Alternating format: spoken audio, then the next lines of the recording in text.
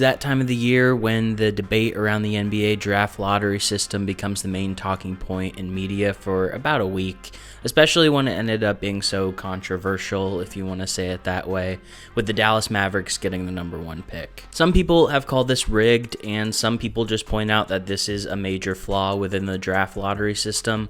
I want to spend a few minutes of your time discussing the exact unfairness of the NBA draft lottery system and why it's sort of perfect. But before we do that, I do need to talk to you about our sponsor for today, Raid Shadow. I'm just kidding. I don't get sponsors. I don't matter enough to get those. Hopefully no one clicked off because of that. First and foremost, I think it's important to discuss what is the exact purpose of a draft in professional sports and which issue is it trying to solve. I mean, obviously we know that the point is to get young players into the league, into the professional leagues, but what else is there to it in terms of balancing out the leagues in total? There are 2 main philosophies I'm going to talk about today of different styles of drafts that both have different attempts to reach 2 different outcomes. The first philosophy, as I like to call it, is leveling the playing field. The draft should help bad teams get better, not necessarily reward teams based on merit, but to protect the league from long-term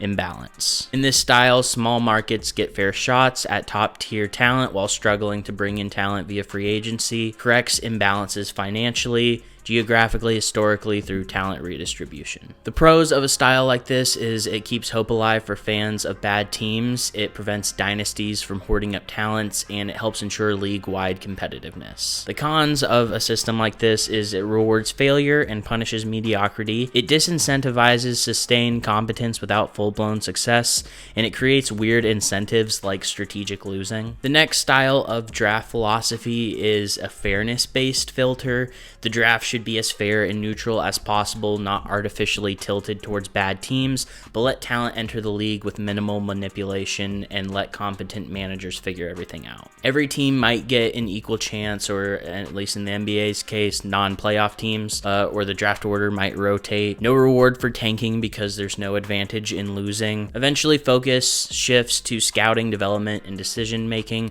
not lottery luck, hopefully. The pros of a system like this is it removes incentives to lose, it prioritizes competence in management and player development, and it treats most teams equally regardless of recent performance. The cons of a system like this is it perpetuates long-term imbalance.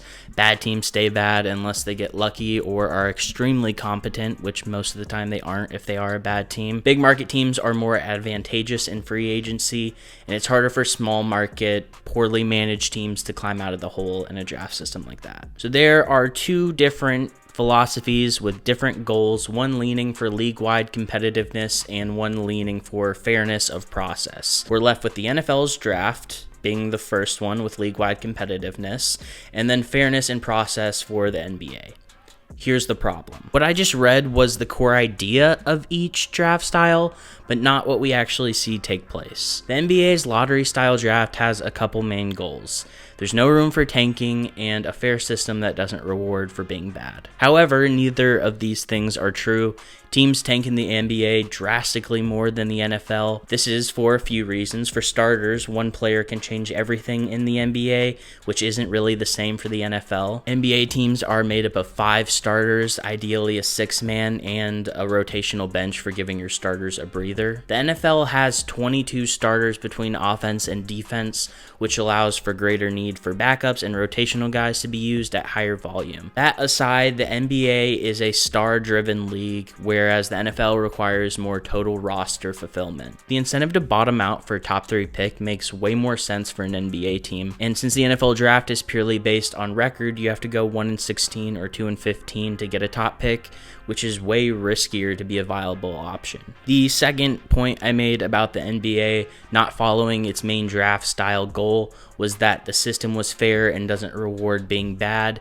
This is also not true. On paper, it's fair that the bottom teams all have a shot at the number 1 pick, but for the totality of fairness in the league, it really just leads to a crapshoot. If you're taking away the number 1 pick from the worst team because it's unfair that it just went to a worse team because they were bad, that pick still has to go to another team another relatively bad team. And if we're going to use Dallas from this year as an example, did Dallas do anything to deserve that pick more than anyone else? The weighted lottery looks neutral because it gives all non-playoff teams a chance, but it's still tilted towards record, so you get a half-baked fairness that doesn't satisfy either goal. The NBA draft isn't fair to the worst teams who still have a good chance of falling several spots. It's not fair to the mid-tier teams who might miss the playoffs and still walk away with the 10th or 11th pick while someone else jumps to the top. And it isn't fair to teams that are good at drafting because random chance can let a worse run team leapfrog them and get a generational player without showing competence. Ignoring the potential for a fixed draft situation that's rigged that I see a lot of people talking about, the Mavericks landing the number 1 pick is also a perfect example of how the system doesn't value good management and development. Nico Harrison trading away Luka was a bad move for many reasons. A lot of the reasons I broke down in this video here, and almost all of these reasons were proven true within the first year. The Mavs were clearly missing a star and an offensive weapon. The focus on defense and team culture wasn't enough to outweigh the trade-off of pure talent offensively, and Anthony Davis cannot stay healthy. There was also nothing about this trade that really showed a long-term future plan. I know they got some picks, but how valuable were those picks? I mean, we'll see if they can nail the number 1 pick in this draft. Maybe next time if they end up in the lottery, they'll get it again. So when the Luka trade happened, there wasn't really too much of a plan for a future except relying on the luck of the lottery system. That is until they got the number 1 pick and a free ticket to Cooper Flag sweepstakes, which was handed to them. A team that has been good in recent years that made a horrible management decision, which costed them short-term and long-term success, has been inadvertently rewarded for both of these things by landing one of the highest regarded talents within the last decade. And they didn't even have to bottom out their team or tank for it. It was as simple as being rewarded for poor management decisions. This leads to another discussion point about the disparity and fairness issues within the NBA lottery. This is also where I'm going to be talking more about nuanced issues that aren't necessarily quantifiable on paper, but the kind of things we see take place happen, starting with the small market trap. The lottery is supposed to help small market teams, but more often than not, it delays the inevitable or outright backfires. By allowing any team in the lottery, no matter the market size, have a shot at top talent in the draft, it should help lower level markets stay relevant roster-wise. The draft does help small market teams acquire drafted talent, but it does nothing to help the real issue, which is retaining this talent. I'll go back to using the NFL as comparison for this because it'll help show the main issues and differences between each league in this situation. So yes, the small market trap does exist in the NFL too, but it plays out entirely differently because of how each league is structured. The key difference isn't that small markets don't struggle in both leagues, because they do. It's that the NFL system actually gives them a better shot to stay relevant. Meanwhile, the NBA system gives them hope only to strip it away. The NFL has a true parity mechanism. There's a hard salary cap, no luxury tax, there's more revenue sharing that's more generous to smaller markets, equal TV revenue regardless of market size, and a draft system that rewards the worst team directly with no lottery randomness. In comparison, in the NBA, star players matter way more, there's fewer of them, and they control outcomes. Those stars often leave small markets not just for money, but for brand growth, nightlife, endorsement power, taxes, yada yada. The NBA salary cap system allows for soft cap spending and bird rights, but max contracts are largely standardized, meaning big markets can offer talent the same money as anyone else, but with way more perks. If a max contract could be offered to a worthy talent at a small market or a bigger market, why would they not choose the big market unless they were against the majority? There's obviously exceptions to this, like Giannis staying in Milwaukee, but that isn't always what happens.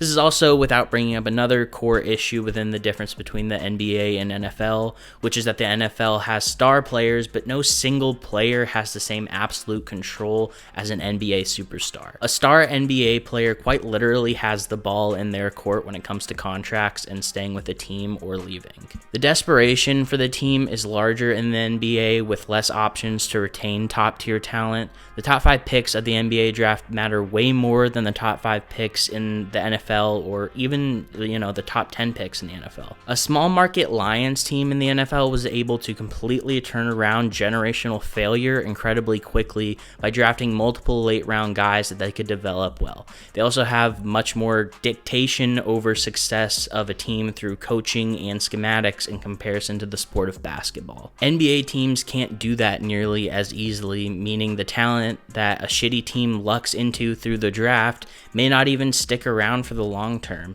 and it could entirely be because that player wants to live in a place with more strip clubs. That just doesn't happen in the NFL. The NBA draft lottery system isn't fair to the worst teams, it isn't fair to competent teams that just miss the playoffs, and it isn't fair to incompetent teams because they're always going to be incompetent until they make drastic changes.